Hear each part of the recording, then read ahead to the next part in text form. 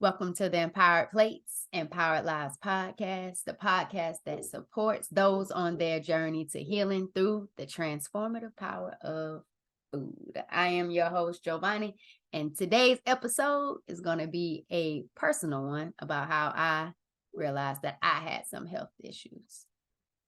But before we get into this episode, vibe with me, y'all.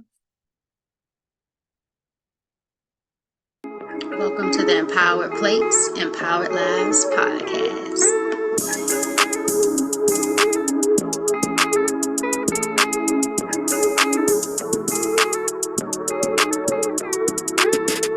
Hey, thanks for vibing with me. Thanks for vibing with me. Thanks for vibing. So, let's get into it. So, it was April 2019. And I had some symptoms that just were weird for me. Stomach was cramping. Felt like I needed to throw up, just out of the norm for me, not a regular. And I was like, what is going on? Earlier that day, I had an athletic director meeting.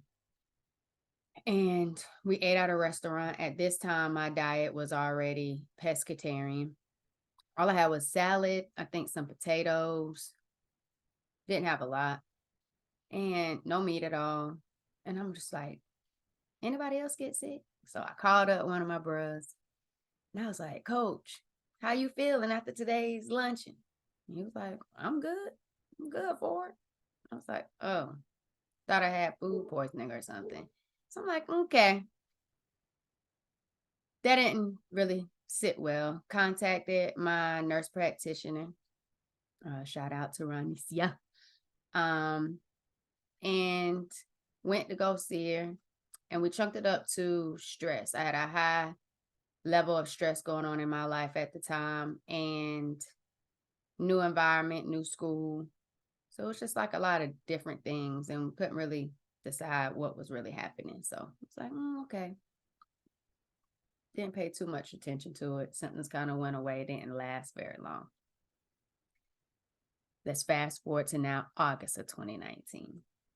It is a Wednesday. I am an educator. So I am going to professional development specifically for global scholars. That was the class that I was teaching at the time. Shout out to all my global scholar students at Twin Lakes Academy, middle school back in the day during that time. And this pain was debilitating. I was driving to the school. I was on 9A. 295, whatever you want to call it, Duval, you already know. So I'm driving, and the pain just hits me. And when it hits me, I croak over, and my car swerves just a little bit. But in that lane, I see an 18-wheeler. So I try to swerve right back into my lane with the last little bit of strength that I had. I was so scared. I didn't know what was happening. I didn't know what was going on. At this point, it's morning time, so I didn't even eat anything. So I couldn't chunk it up to food poisoning. It was a whole brand new school year, straight out of the summertime. So, teachers on summer mode. So the stress level was already low. And I didn't know what was going on with me. I get to my meeting. I get through it. Afterwards, I kind of go back to my school, kind of check in. My aunt and my nurse practitioner, I called her and told her what was going on. And she was like, you don't need to have another appointment to come here. You need to go to the emergency room. You need to get some imaging done. We need to really figure out what's going on. Yes, ma'am. So I go home, I get stuff prepared, change my clothes, still wasn't feeling the best. And I went to the ER. Got into the ER, took a little minute, not long. And once I got into the ER, they wanted to do a CT scan. So let's start the imaging, right? We get in to the imaging, and stuff is starting to happen, and I'm starting to get a little scared because I'm rarely ever sick, let alone having to go to the ER. But this pain, it was out of this world. So after some stuff started happening, I had the CT scan, then they did an ultrasound, a pelvic ultrasound. I was told that I had a large cyst on my right ovary. And it was so big that they were concerned about me going home and wanted me to be hospitalized. I wasn't with all of that. That was a lot. That was just a lot to take in. Let's just be honest. Um,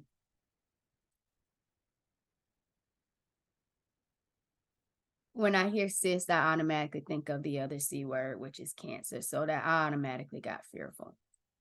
I told them that I didn't want to be hospitalized. They wanted to let me go to the hospital, and that I would just follow up with my OBGYN and get the fastest appointment I could. Luckily, I got to see Dr. Fox with Fabian, my OBGYN offices in Jacksonville.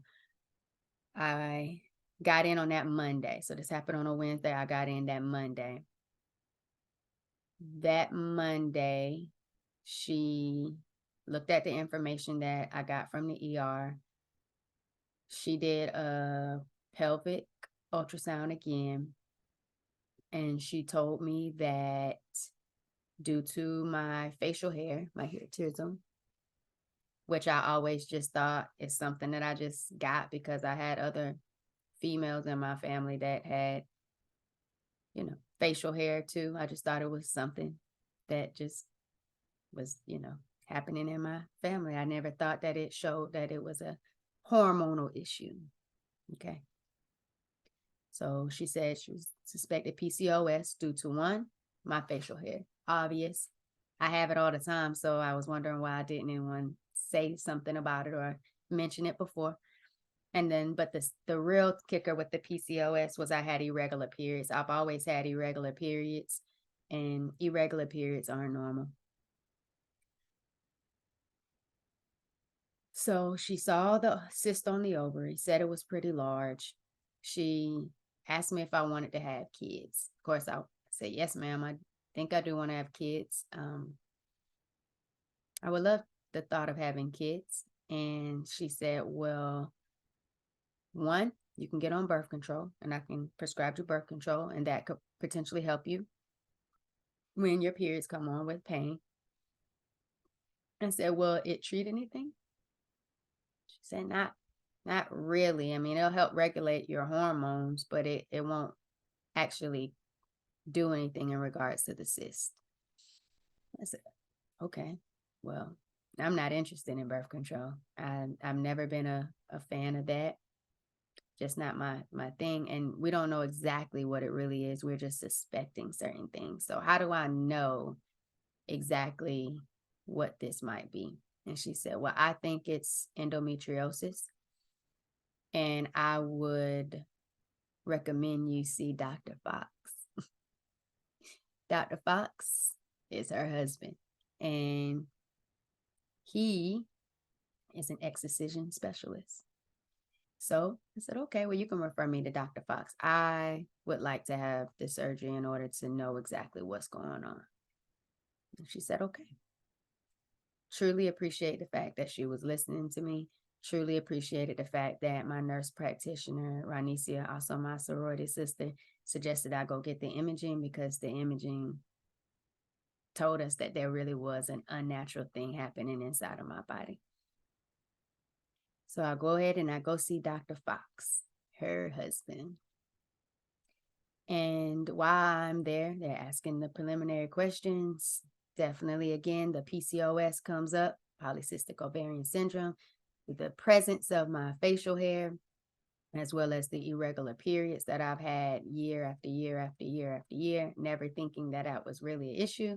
Back in the day, I was always told it was probably something I ate or stress. And then I was a dancer. So it was always these different things of why I could have been missing my period.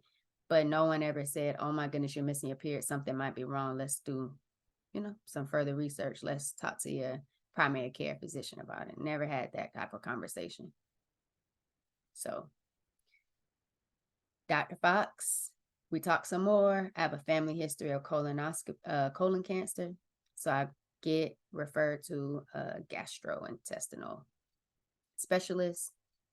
She prescribes a colonoscopy. I go and have a colonoscopy. Everything looks good. Why a colonoscopy? Why a gastro? Because I haven't had an appetite. I haven't had an appetite for years, a natural appetite to want to eat, and we couldn't really figure out why.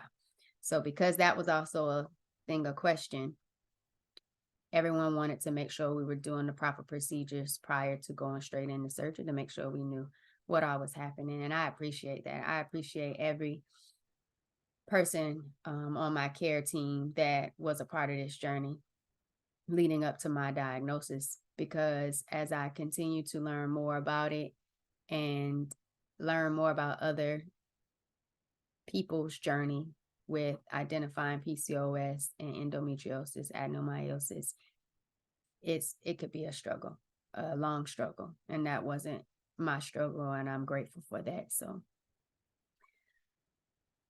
thank you all. Colonoscopy worked out. It was good. That was in October. So now it's November, weekend before Thanksgiving. And one of my students brought in the flu to class. I had the flu that turned into bronchitis. That wasn't fun. My surgery date was scheduled for March 2020, March 3rd, 2020, right before the pandemic, right before the world shut down. I was the last surgery before the pandemic came and there were no more surgeries. I scheduled it right before spring break so I can give myself enough time to get back to work. I'm not wanting to miss work or leave my students there with substitutes. We're a family, so I just kind of got that tied with them. Before surgery, Dr. Fox was telling me about diet change, and he was suggesting that I eat meat and fat, like a scoop of butter. I wasn't eating meat. The only meat I was consuming at the time was seafood, so it totally went against my lifestyle and my choice, and that was rough for me. So I contacted another sorority sister that's also an OBGYN, and I talked to her about what was going on. She gave me the okay that Dr. Fox knew what he was talking about. He was really great. She'd worked with him before, so I felt safe. I had a person that referred him. My OBGYN referred him, but then I also had a person that looked like me that said, you're in great hands. So it allowed some of the anxiety to decrease, to know that I was in good hands. She said that diet could help and that it was worth a try. I said, well, let's go.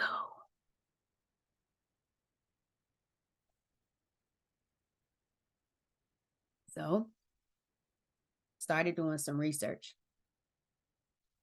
and I saw that taking gluten out of your diet could really help with the symptoms. So I took out gluten. Saw that soy could cause some issues. I went in and took out the soy. As we lead up into the surgery, I'm like, oh, it's go time. Let's figure out what's really happening. I have the surgery, and I wake up about 4 hours later, and he says, it was a lot more than I expected it to be. And I just looked at him. I said, so really was it? No. And he said, yes. I had stage 4 endometriosis. Cysts were covering multiple organs. My fallopian tubes on one side joined together. He was able to remove the cyst on my ovary that was pretty massive. He had to take out my appendix. It was pretty much covered with chocolate cysts, that endometriosis. So on my rectums, my bowels. And see, when he said the bowels, I went back to when my body was speaking to me and I wasn't listening. when my period would come on, my bowel movements were extremely painful. And I just chunked it as the normal pain cramps that anyone experiences because periods aren't comfortable. So I thought. I used to have to grab on the side of the sink in the wall and focus on breathing when I would have bowel movements on my period. Again, wasn't in tune with my body, wasn't listening, wasn't aware. Another thing, rewind back to April of 2019 when I thought I was having food poisoning. My period was on. Never experienced those symptoms before when my period was on that I could remember. There wasn't a regular occurrence. Never associated with my menstrual cycle.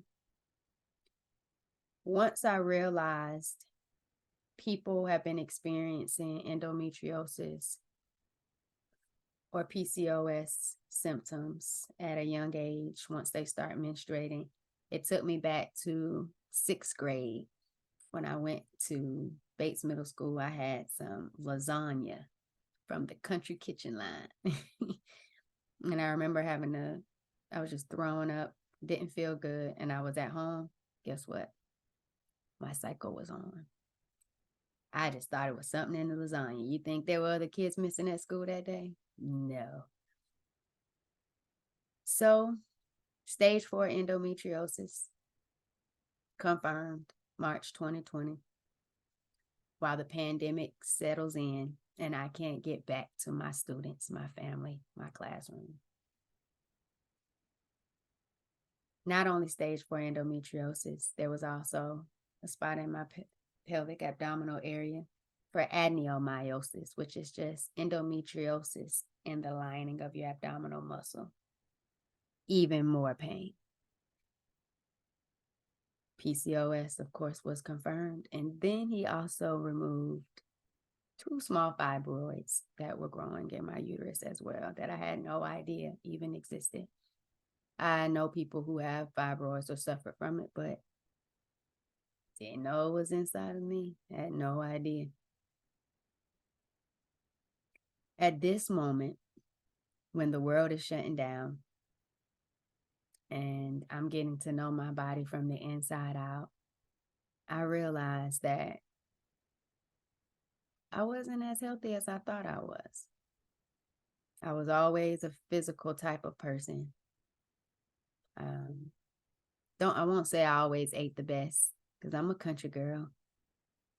And there's just some things you like in the country. But at this moment, I knew that changes needed to be made. I knew that I didn't want to feel this type of pain anymore. And I knew that I didn't want to have another surgery. I was grateful for Dr. Fox having an excision specialist right there locally, closely connected to my OBGYN. Who would have thought my OBGYN's husband was going to be an expert excision surgeon? Who would have known that I even needed my OBGYN to refer me for surgery, let alone to her husband? But it wasn't until I was just listening and following the protocols. But I also know it's easy to listen when people are listening to you. And everyone listened to me, from my nurse practitioner, Ronisia, to my doctor, Josie McLeod. Everybody listened to me. They heard me. They saw me. It was the pain that was invisible that I wasn't listening to, that I was the only one that could feel it. And once the world shut down and I got a true diagnosis of what was happening on the inside of me, it was time to connect on a different level. And it was time to figure out how I was planning to move forward. What were going to be my forward vibes? How was I going to live moving forward? And I had to think about that and consider that and really rest with that. And then I had to figure out what it even was. it's one thing to say, oh, you have endometriosis, you have PCOS, you had adenomyosis. Do you think anyone really sat down and talked about every single thing with me? No. They had a little bit of time to tell me a little bit of things on how to prepare for surgery and suggesting certain things to eat, but no one really sits down and educates you on every single thing that you're going through and what kind of fed these things inside of your body and how you have all of these different options afterwards. You don't really get that much time. And so you really start digging into online sources. And that's just where it left me at. And some of it was depressing because, again, you have to kind of figure it out because not a lot of people are telling you about it. You also have to figure out because not a lot of people know they have it, let alone are out there being visible and vocal about endometriosis and PCOS and adenomyosis. And a lot of people don't realize that some of the symptoms they go through when their period is on isn't normal. So to the girl dads out there, talk to your girls about their periods. Talk to them about how they're feeling. It's okay to have the period talk. Educate yourself on it because you just might be saving your child's reproductive future and their ability to have kids when they want to have kids. Parents, listen to your children when they're saying, this don't feel good. Talk to them about it. I asked my students in the classroom, how many of y'all have painful periods? I had a lot more hands than I wanted to have go up. But that's why I'm here. These are my forward vibes. This is me using my voice, speaking my truth. This is my story of how I discovered that I had some unnatural things going on inside of my body that came in the form of endometriosis, polycystic ovary syndrome, adenomyosis, and 2 little fibroids. And now I'm here vibing forward with great periods, less bleeding, no painful bowels, all because I became intentional about identifying my triggers, knowing my symptoms, and getting to know myself and listening to myself.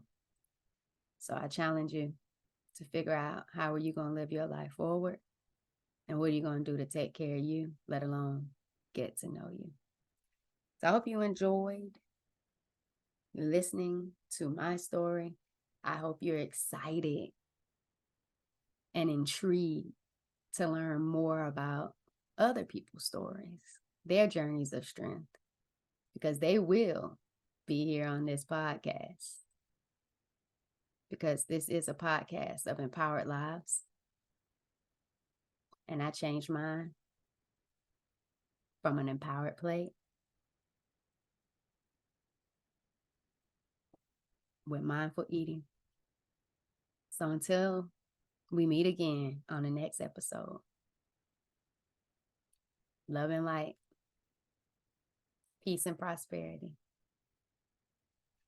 Thank you for tuning in to the Empowered Plates, Empowered Lives podcast.